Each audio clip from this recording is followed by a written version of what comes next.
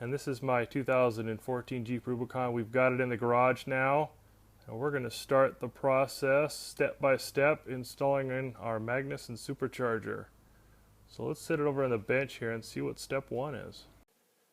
Before I get started, I thought I'd give you an overview of the manual. It's pretty basic, nothing on the back there. It's about that thick. Looks like we got our work cut out for us here. In the beginning, it talks about some warnings. Make sure that your Jeep's in good working order. You got to use premium fuel.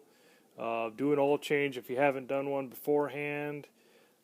Make sure that you use the appropriate coolant. Those types of things. They also give you an idea of what you need. As far as tools goes, there's a little quick list. Yeah, should be no problem with that one. And then some more warnings. And then the first step. Now, step one, we've already completed that one. That had to do with the Diablo tuner. And that's all completed, so we're good to go. So we're on to number two. Remove the gas cap and relieve the tank of pressure. Well, let's pull the cap off this thing. It doesn't look like there's any pressure in that one. It's kind of cool tonight. But I did top it off with 91 octane before we started this process, so I don't have any issues with detonation once it's installed, as recommended by the manual. So we should be in good shape. Now the next two steps are, it looks like we're going to pull the fuel regulator fuse and see if we can't run this engine out of fuel, and I think that's what we're trying to do. Basically, it sounds like we're trying to reduce the pressure overall within the system so we don't spray fuel on ourselves. I thought I would bring this to your attention. When I was walking over to the Jeep with the manual in my hand, this loose leaf paper fell out. And I think it's got some pretty good information that we need to share with you. First of it has to do with how your Jeep will shift. With the Jeep JK transmissions, it says here they tendency to hang into gears. I have to agree with that. I've had issues when I'm pulling my trailer where it won't shift up or down as quickly. I got an F-150, you just let off the throttle and it'll go into the next gear. This Jeep, it kind of hangs for a little while. It's difficult to deal with sometimes, especially when we're trying to go to the next gear for pulling a hill or etc.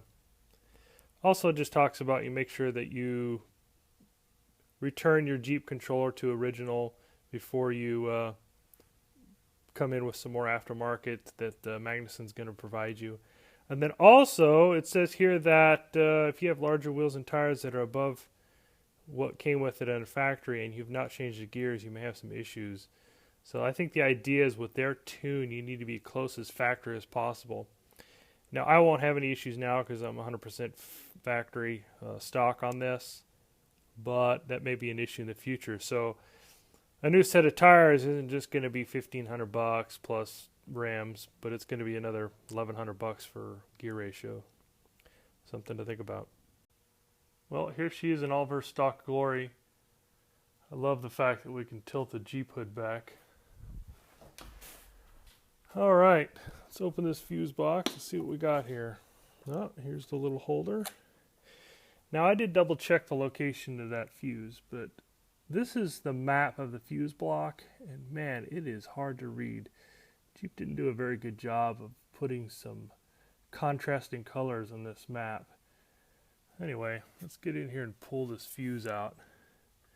Just as depicted in the picture in Magnuson's manual, it's right there. Little thing kind of caught in a little weird corner there.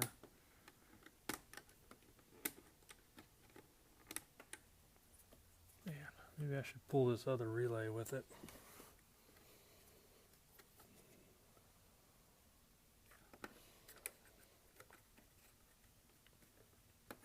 You know what, I'm just going to try some needle nose pliers.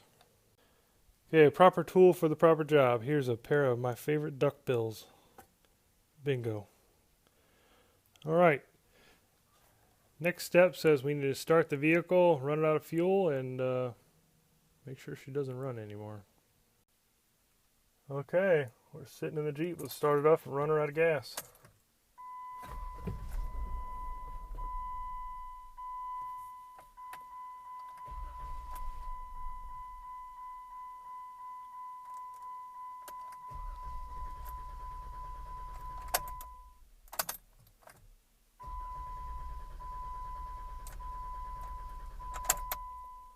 Oh, that's weird.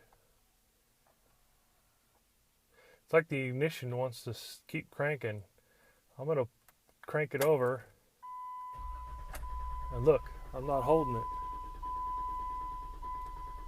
And it's giving me a hot oil. Ooh, scary. Alright, we'll see how it looks outside.